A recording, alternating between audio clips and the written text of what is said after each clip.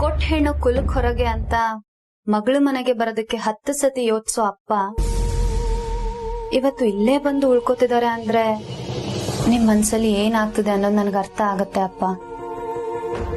ಅಮ್ಮ, ಅಪ್ಪ, ನಾನ್ ಚೆನ್ನಾಗೇ ಇದ್ದೀನಿ. ನನ್ ಗಂಡನ್ ಮುಂದೆ, ನನ್ ಅತ್ತೆ ಮುಂದೆ ಏನೇನೋ ಮಾತಾಡಿ ನಾನು ಅವ್ರಿಗೆ ಟೆನ್ಷನ್ ಕೊಡಲ್ಲ. ನೀವ್ ನನ್ ಬಗ್ಗೆ ಜಾಸ್ತಿ ಏನು ಯೋಚನೆ ಮಾಡ್ಬೇಡಿ. ನಿಮ್ ಅಳಿಯಂದ್ರಿಗೆ ನಾನ್ ನೋವು ಮಾಡಲ್ಲ. ನನ್ ವರ್ತನೆಯಿಂದ ನಾನ್ ಗೊಂದಲ ಹುಟ್ಸಲ್ಲ. ನಿಮ್ಗೂ ಗೊಂದಲ ಬೇಡ.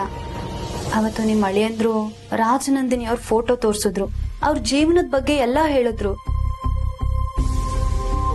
ಆಗ ನಾನ್ ಆ ಗುಂಗಲ್ಲಿದ್ದೆ. ಆದ್ರೆ ನಿಮ್ಮಿಬ್ರಿಗೂ ನಂದೇ ಚಿಂತೆ. ನಾನೇನೇನೋ ಮಾತಾಡಿ ಇಲ್ಲಿರೋರ್ಗೆ ನೋವು ಮಾಡ್ತೀನಿ ಅನ್ನೋ ಭಯ. ಅದಕ್ಕೆ ನೀವಿಬ್ರು ಇಲ್ಲಿಗ್ ಬಂದಿದ್ದೀರಾ ಅಲ್ವಾ?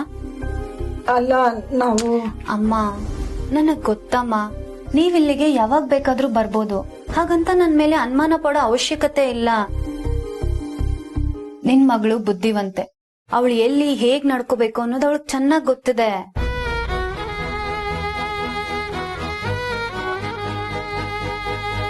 ಇಲ್ಲೆಷ್ಟೇ ಅನುಕೂಲ ಇದ್ರು ನಿಮಗ್ ನಮ್ಮನೇಲಿ ಮಲ್ಗದ್ರೇನೆ ನೆಮ್ಮದಿ ಅನ್ನೋದು ನನಗ್ ಚೆನ್ನಾಗ್ ಗೊತ್ತು. ನನಗೋಸ್ಕರ ಈ ಸೌಕರ್ಯದ ಸಂಕಟನ ನೀವ್ ಅನ್ಭವಿಸೋದ್ ಬೇಡ ಅಪ್ಪ. ಈಗ ನೀವಿಬ್ರು ಆರಾಮಾಗಿ ಮಲ್ಕೊಳ್ಳಿ. ನಾಳೆನೆ ಒಟ್ಟಾರಕ್ಕೆ ಹೊರಡೋಣ. ಅನ್ನೋದು. Good night. ಅನು,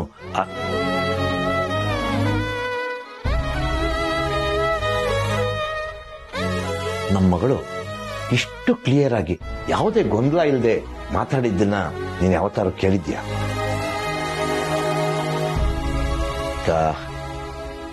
ಏನ್ ಮಾಡೋಣ ಅಂತ್ಯಾ? ಯಾವ್ದನ್ನ ಎಷ್ಟ್ ನಂಬೇಕು ಅಂತಾನೆ ಗೊತ್ತಾಗ್ತಿಲ್ಲ ಸುಬ್ಬು. ಒಂದಂತೂ ನಿಜ, ಅನು ಮೊದ್ಲು ತರ ಇಲ್ಲ, ಇದು ಸತ್ಯ. ನಕ್ಕಿದ್ದಲ್ಲ, ನನ್ಗೇನು ಅರ್ಥ ಆಗ್ತಿಲ್ಲ ಸುಬ್ಬು. ಅನು ಕರೆಕ್ಟ್ ಆಗಿ ಇದ್ದಾಳೆ ಕಣೆ. ಬಹುಶಃ ಅಳಿಯಂದ್ರು ಹೇಳಿದ್ದನ್ನ ವಿಪರೀತವಾಗಿ ಮನ್ಸಿಗೆ ತಗೊಂಡಿದ್ಲೋ ಏನೋ. ಅಷ್ಟಕ್ಕೂ ಅಳಿಯಂದ್ರು ದಿನ ಅವಳ ಜೊತೆನೆ ಇದಾರಲ್ಲ. ಅವಳಿಗೇನಾರಾದ್ರೆ ಅವ್ರು ಸುಮ್ಮನೆ ಕೂರೋರಂತೂ ಅಲ್ಲ. ನಾವು ತಲೆ ಕೆಡಿಸ್ಕೊಳ್ಳೋದು ಬೇಡ ಅನ್ಸುತ್ತೆ.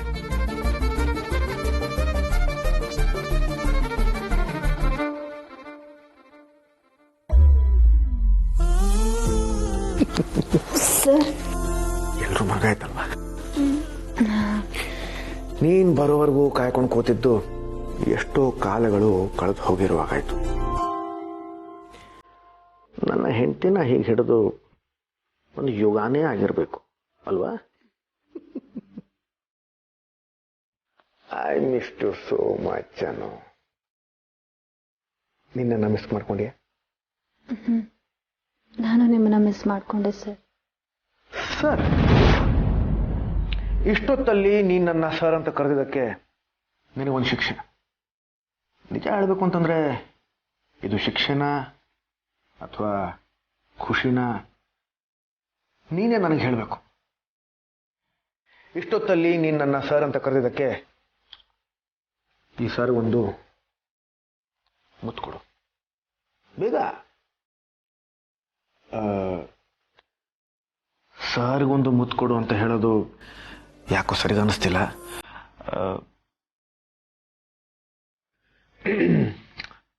ಈ ಗಂಡನ್ಗೊಂದು ಫಸ್ಟ್ ಕ್ಲಾಸ್ ಆಗಿ ಮುತ್ತು ಕೊಡು.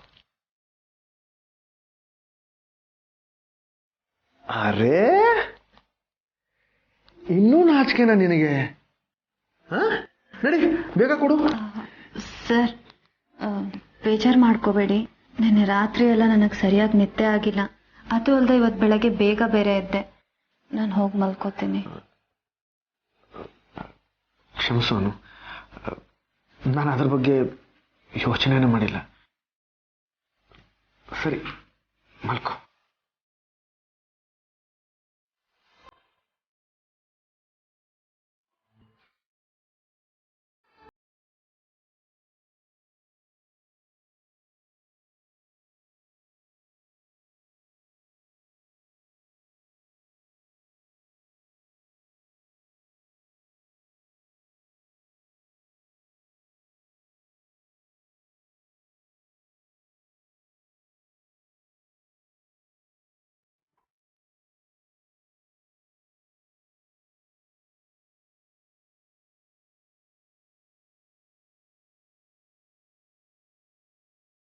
ನಾನು ಹೇಳಿದ ತಕ್ಷಣ ಸ್ವಲ್ಪನೂ ಹಠ ಈ ವ್ಯಕ್ತಿ ತಪ್ಪಾದವರು ಅಂತ ನಾನು ಅನುಮಾನ ಪಡ್ತಿದ್ದೀನ? ಇವರಲ್ಲಿ ತಪ್ಪುಗಳು ಕಾಣಿಸೋದಕ್ಕೆ ಸಾಧ್ಯನಾ? ಹಾಗಿದ್ರೆ ನಾನು ಕಂಡಿದ್ದ ರಾಜನಂದಿನಿ ಬದುಕು ಸುಳ್ಳ? ಇಲ್ಲ ಅನು, ಇಲ್ಲ. ಇಂಥ ಹೊತ್ತಲ್ಲಿ ನಾನು ಅವಸರ ಪಟ್ಟು ಯಾವುದೇ ತೀರ್ಮಾನಕ್ಕೆ ಬರಬಾರ್ದು. ಇಲ್ಲೇ ನಾನು ಸೋಲೋದು. ಸುಭಾಷ್ ಮಾಡಿದ್ದಕ್ಕೆಲ್ಲ ಪ್ರಾಯಶ್ಚಿತ ಆಗಲೇಬೇಕು.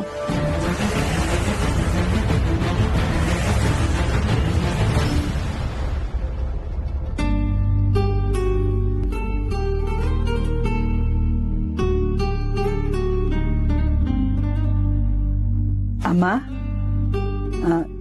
ಹೇಗೆ ಹೇಳ್ಬೇಕು ಗೊತ್ತಾಗ್ತಾ ಇಲ್ಲ. ನೀವಂತೂ ಅನು ಬಗ್ಗೆ ಇವತ್ತವರೆಗೂ ಏನು ಹೇಳಿಲ್ಲ. ಆದ್ರೆ ಈ ಮನೇಲಿ ಹೊಂದ್ಕೊಂಡೋಗ್ತಿದ್ದಾಳೋ ಇಲ್ವೋ ಅನ್ನೋ ಚಿಂತೆ ಮಾತ್ರ ನನ್ಗೆ ಯಾವಾಗ್ಲೂ ಕಾಡ್ತಾ ಇರುತ್ತೆ.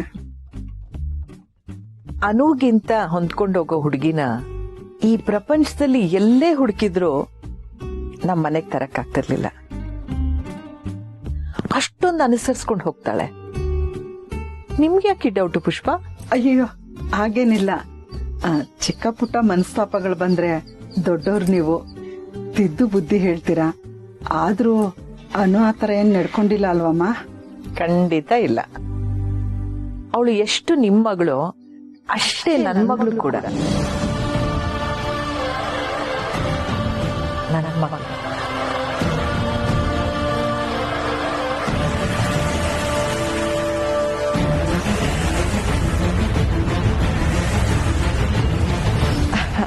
ಅಂದ್ರೆ ನಾನು ಅವಳನ್ನ ಸೊಸೆ ಅನ್ನೋ ದೃಷ್ಟಿಲಿ ಯಾವತ್ತೂ ನೋಡೇ ಇಲ್ಲ.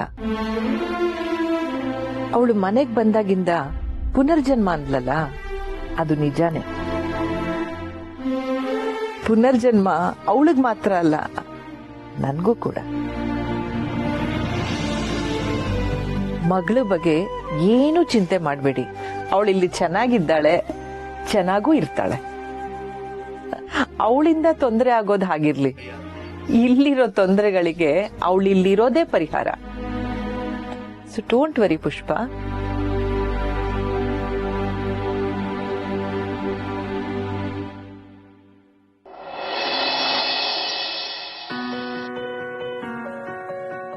ಇನ್ನೂ ಒಂದೆರಡು ದಿನ ಇದ್ದು ಹೋಗ್ಬೋದಿತ್ತು ಅಂತ ಬೆಳಗ್ಗೆಯಿಂದ 20 ಸಲ ಹೇಳಿರ್ತೀನಿ. ಕೇಳಿ ಕೇಳಿ ನಿಮ್ಗೆ ಬೇಜಾರಾಗಿದ್ದಿದ್ರೆ ದಯವಿಟ್ಟು ಕ್ಷಮಿಸಿ.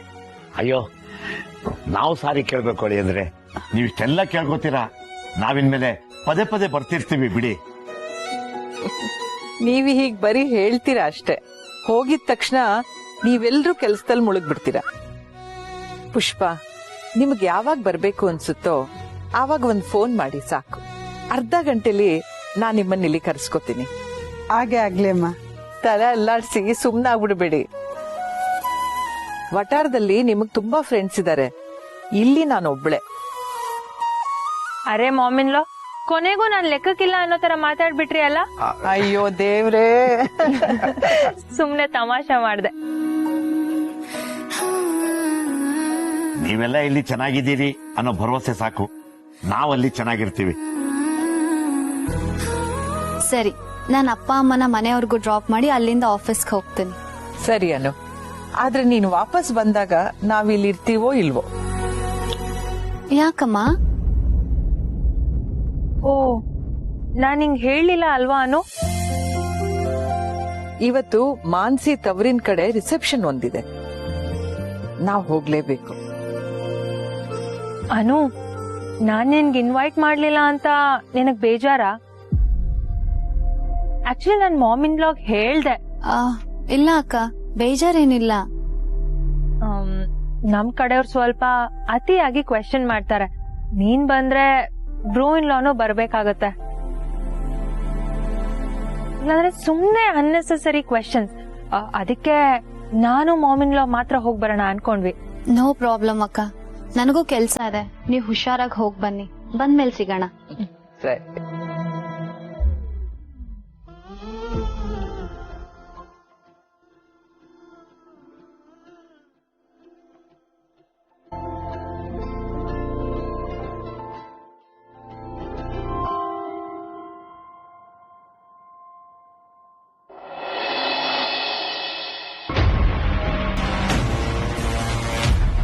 ಆರ್ಯ ಸರ್ ಬರೋವರೆಗೂ ಅವ್ರು ಯಾವಾಗ ಬರ್ತಾರೋ ಅಂತ ವೆಯ್ಟ್ ಮಾಡ್ತಾ ಇದ್ದೆ.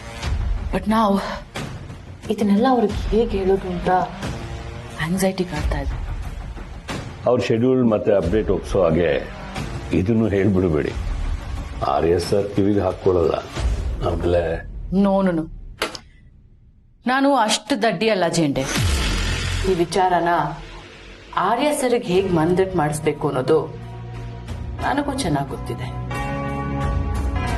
ಅದಕ್ಕೆ ಸಿಚುಯೇಷನ್ ಕರೆಕ್ಟ್ ಆಗಿ ಕೂಡ್ ಬರಬೇಕು ಅಷ್ಟೇ. ನಾನು ಸುಮ್ಮನೆ ಡೈರೆಕ್ಟ್ ಆಗಿ ಹೋಗಿ ನಿಮ್ ಹೆಂಡತಿ ಮತ್ತೆ ತಮ್ಮ ಸೇರ್ಕೊಂಡು ಕಂಪನಿನ ಹಾಳು ಮಾಡ್ತಾ ಇದಾರೆ ಅಂತ ಹೇಳಿದ್ರೆ ಅವ್ರದನ್ನ ಒಪ್ಕೊಂಡ್ಬಿಡ್ತಾರ? ಐ ಮೀನ್ ಹಾಗೆ ಹೇಳಕ್ ಆಗುತ್ತಾ? ಏನ್ ಹಾಗೆ ನೋಡ್ತಾ ಇದ್ದೀರಾ? ಇರೋ ವಿಷಯ ತಾನೇ ಹೇಳ್ತಿದ್ದೀನಿ. ಅದು ಸರಿನೇ. ಆರ್ಯ ಸರ್ ಮುಂದೆ ಇದನ್ನೆಲ್ಲ ಹೇಳೋದಕ್ಕೆ ಕರೆಕ್ಟ್ ಆಗಿರೋ ಪ್ರೂಫ್ಸ್ ಬೇಕು ಜೇಂಡೆ. ಪ್ರೂಫ್ಸ್.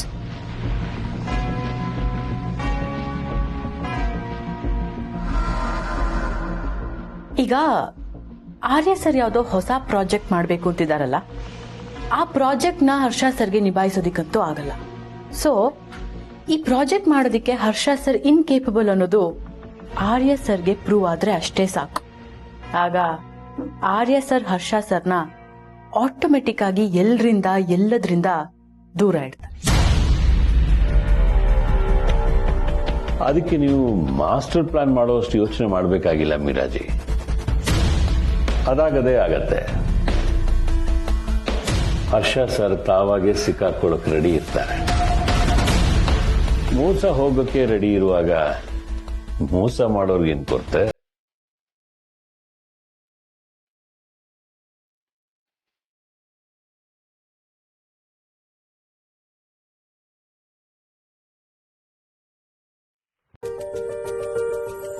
ಸಂಪತ್ತು ಮನೆ ಕಸ ಗುಡಿಸ್ಬಿಟ್ಟು ಶುಂಠಿ ಟೀ ಮಾಡ್ಕೊಂಡ್ ಬರ್ತೀನಿ ಅಂತ ಹೇಳ್ಬಿಟ್ಟು ಹೋದವಳು ಪುಷ್ಪ ಇನ್ನೂ ಬರ್ಲೇ ಇಲ್ವಲ್ಲ? ಅಂಕಲ್, ನೀವು ಮಗಳು ಮನೆಗೆ ಹೋಗಿ ಬರ್ತೀನಿ ಅಂತ ಫುಲ್ ಬಿಲ್ಡಪ್ ಅಲ್ಲಿ ಹೋದ್ರಿ. ಹಿಂಗೋಗಿ ಹಿಂಗ್ ಬಂದ್ಬಿಟ್ರಿ. ಇಷ್ಟೇನಾ ಮಗಳು ಮನೆ ವಾಸ? ನಾವ್ಯಾವಾಗ ಬಿಲ್ಡಪ್ ಕೊಟ್ವಪ್ಪ? ನಿನ್ಗೇನೆ ಹಂಗ ಅನ್ಕೊಂಡ್ಬಿಟ್ರ? ನಾವೇನ್ ಮಾಡಕ್ಕಾಗುತ್ತೆ? ಟೀ ಕುಡ್ದು ಸಮಾಧಾನ ಮಾಡ್ಕೊ. ಅಪ್ಪ ಸಂಪತ್ತು, ನೀವ್ ಇಲ್ಲಿ ಕಿಸಿ ಅದೇನು ಇಲ್ಲ ಅಂತ ಹೇಳಿ ನನ್ ಮಗಳೇ ಗೇಟಿಂದಾಚೆ ಕಳ್ಸ್ಬಿಡ್ಲು ಕಣ. ಅಪ್ಪ ಇದೆಂತ ತಮಾಷೆ? ಅಳಿಯನ್ ಮನೇಲಿ ಆರಾಮಾಗಿರೋ ಪಾರ್ಟಿ ಅಂತೂ ಅಲ್ಲ ನೀವು. ಅದೇನೋ ಯಾವಾಗ್ಲೂ ಹೇಳ್ತಿರಲ್ಲ, ಏನದು ನೀರು ಕಡುಬು? ಅದಾಗಲ್ಲ, ನೀರ್ ಇಳಿದೇ ಇರೋ ಗಂಟ್ಲಲ್ಲಿ ಕಡುಬು ತುರುಕ್ದಂಗಾಯ್ತು ಅಂತ. ಹಾ ಅದೇ, ಮಗಳನ್ನ ಅಷ್ಟು ದೊಡ್ಡ ಶ್ರೀಮಂತರಿಗೆ ಮದುವೆ ಮಾಡ್ಕೊಟ್ಟಿದ್ದನ್ನೇ ಜೀರ್ಣಿಸ್ಕೊಳ್ಳೋದಕ್ಕೆ ಇಷ್ಟು ಟೈಮ್ ತಗೊಂಡ್ರಿ. ಇನ್ನು ಆ ಶ್ರೀಮಂತ ಅಳಿಯನ್ ಮನೇಲಿ ಬಂದು ಉಳಿಯೋದು ಎಷ್ಟು ಕಷ್ಟ ಅಂತ ನನಗ್ ಗೊತ್ತು ಅಪ್ಪ. ಇದೇನೋ ಸರಿ ಏನೋ, ನಿಮ್ಮ ಅಪ್ಪ ಮದ್ವೆ ಆದ ಹೊಸ್ತ್ರಲ್ಲಿ ನಮ್ ಮನೆಗ್ ಬಂದ್ರೆ ಸಾಕು ನಾಚ್ಕೊಂಡು ಗುಡ್ಗುಡ ಅಂತ ಓಡೋಗ್ಬಿಡೋರು. ಅಮ್ಮ, ಅದು ನಾಚಿಕೆ ಅಲ್ಲ, ಸ್ವಾಭಿಮಾನ. ನಮ್ಮಪ್ಪನ್ ಸ್ವಾಭಿಮಾನಕ್ಕೆ ತೊಂದರೆ ಆಗೋದ್ ಬೇಡ ಅಂತ ನಾನ್ ಸೀದಾ ಅವ್ರನ್ನ ಇಲ್ಲಿ ಕರ್ಕೊಂಡ್ ಬಂದೆ. ಸರಿಯಾಗಿ ಹೇಳಿದೆ ಬಂಗಾರ. ನನ್ ಬಂಗಾರ ಯಾವತ್ತಿದ್ರು ಬಂಗಾರನೇ.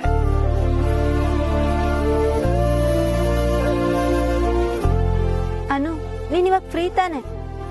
ಯಾಕೆ? ಹಾಗೆ ಸುಮ್ನೆ ಹರಟೆ ಹೊಡಿಯಕ್ಕೆ. ಆಫೀಸ್ ಇದೆ, ಬಟ್ ಓಕೆ, ಹರ್ಷ ಭಾವ ನೋಡ್ಕೋತಾರೆ. ನಾನ್ ಸ್ವಲ್ಪ ಲೇಟಾಗಿ ಹೋಗ್ತೀನಿ. ಸರಿ ಬಾ ಹಾಗಿದ್ರೆ. ಏಯ್, ಟೀ ಕುಡ್ಕೊಂಡು ಹೋಗ್ರೆ. ಅಯ್ಯೋ ಕುಡಿತೀವಿ ಆಂಟಿ, ಬಾ. ಬಾ, ಶುಂಠಿ ಟೀ ಸೂಪರ್. ಕೂತ್ಕೋ, ಪರವಾಗಿಲ್ಲ. ನೋ ದಾದಾ, ನೀವು ಕೂತ್ಕೊಳ್ಳಿ. ಹರ್ಷ ಕೂತ್ಕೋ. ನೋ ದಾದಾ, ನೀವ್ ಇಲ್ದಿರ್ಬೇಕಾದ್ರೆ ಇಟ್ಸ್ ಓಕೆ. ಬಟ್ ನೀವಿರ್ಬೇಕಾದ್ರೆ ನಾನ್ ನಿಮ್ ಮುಂದೆ ಕೂತು ಆಫೀಸ್ ಕೆಲಸ ನಡೆಸೋದು ಅಂದ್ರೆ ಅದು ಸಾಧ್ಯ ಇಲ್ದಿರೋ ಮಾತು ದಾದಾ. You come sit please. Harsha ಬನ್ನಿ ಬನ್ನಿ ದಾದಾ. ಹಾ, ಇದು perfect. May I come in sir? Coming Meera. Hi sir, welcome back. ನೀವು ಯಾವಾಗ ವಾಪಸ್ ಬರ್ತಿರೋ ಅಂತ ಕಾಯ್ತಾ ಇದ್ದೆ sir. Was really waiting. Actually ದಾದಾನು ಕಾಯ್ತಿದ್ರು ಮೀರಾ, ಅಲ್ವಾ ದಾದಾ? ಅದಕ್ಕೇನೋ ನೋಡೋದಕ್ಕೋಸ್ಕರ ನೀವು ಕಾಯ್ತಿದ್ರಿ ತಾನೆ? Tell me Meera. ಹೇಳಕ್ಕೆ ತುಂಬಾನೇ ಇದೆ sir. In fact I have to update you on a lot of things, also about a new project. Oh yeah, ಅದು ಕಂಪ್ಲೀಟ್ ಆದ್ಮೇಲೆ ನಾನು ಹೊತ್ತಿಗೆ ಸೇರ್ಕೊಂಡು ದಾದಾಗ ಪ್ರೆಸೆಂಟ್ ಮಾಡ್ತೀವಿ. ಸೊ ಅಲ್ಲಿವರೆಗೂ ದಾದಾಗ ಏನು ಅಪ್ಡೇಟ್ ಸಿಗಲ್ಲ. Nice sir, that's even more better. Harsha, ನೀನು ಅನು ಪ್ರೆಸೆಂಟ್ ಮಾಡ್ತೀರಾ? ಎಸ್ ದಾದಾ.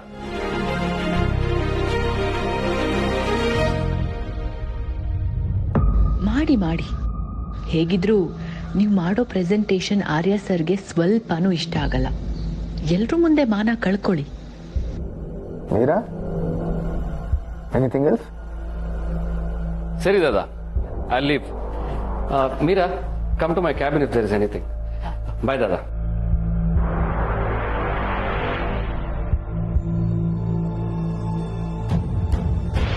ಸರ್, ಈವ್ನಿಂಗ್ ನಿಮ್ಮ ಪರ್ಸನಲ್ ಕಮಿಟ್ಮೆಂಟ್ಸ್ ಏನೂ ಇಲ್ಲ ತಾನೆ?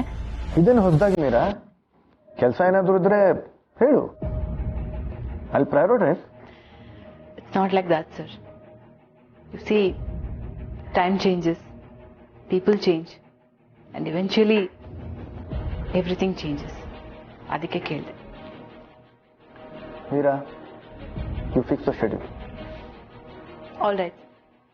ನಮ್ಮ ಇಂಟರ್ನ್ಯಾಷನಲ್ ಡೀಲರ್ಸ್ ಅಸೋಸಿಯೇಷನ್ ಜೊತೆ ಒಂದು ಮೀಟಿಂಗ್ ಇದೆ. If you are okay, I fix the dinner meet.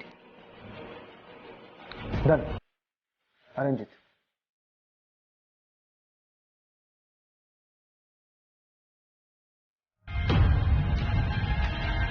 Excuse me madam. ಹೇಳಿ. ನನ್ನ ಹೆಸರು ರಮೇಶ್ ಕುಮಾರ್ ಅಂತ. ನಾನು ಮಿಸ್ಟರ್ ಹರ್ಷವರ್ಧನ್ ಅವ್ರನ್ನ ಮೀಟ್ ಮಾಡಬೇಕಿತ್ತು. ಅಪಾಯಿಂಟ್ಮೆಂಟ್ ಇದೆಯಾ? ಹಾಯ್.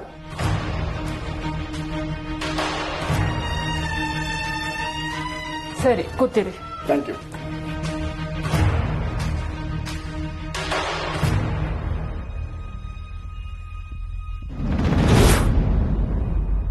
Hi sir.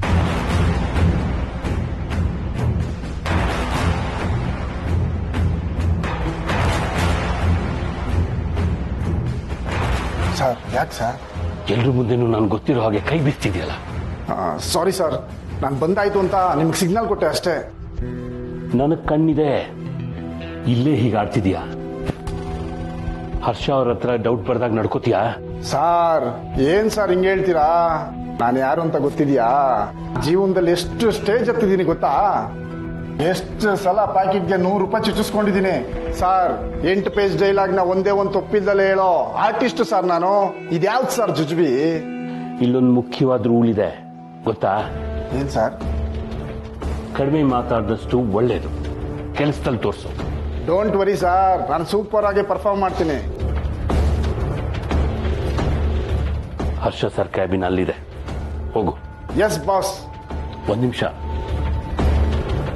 ಕಡಿಮೆ ಮಾತಾಡಿದಷ್ಟು ಒಳ್ಳೇದು, ಕೆಲಸದಲ್ಲಿ ತೋರಿಸ್ಬೇಕು. ಸರಿ ಸರ್, ಬರ್ತೀನಿ.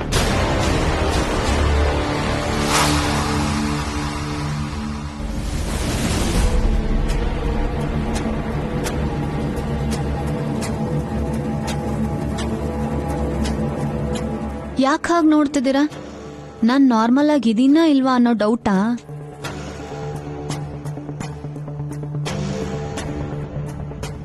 ಹೇ, ಐ ಆಮ್ ಅಬ್ಸಲ್ಯೂಟ್ಲಿ ನಾರ್ಮಲ್. ನಾನೇ ಅನು, ನಾನೇ ರಾಜನಂದಿನಿ.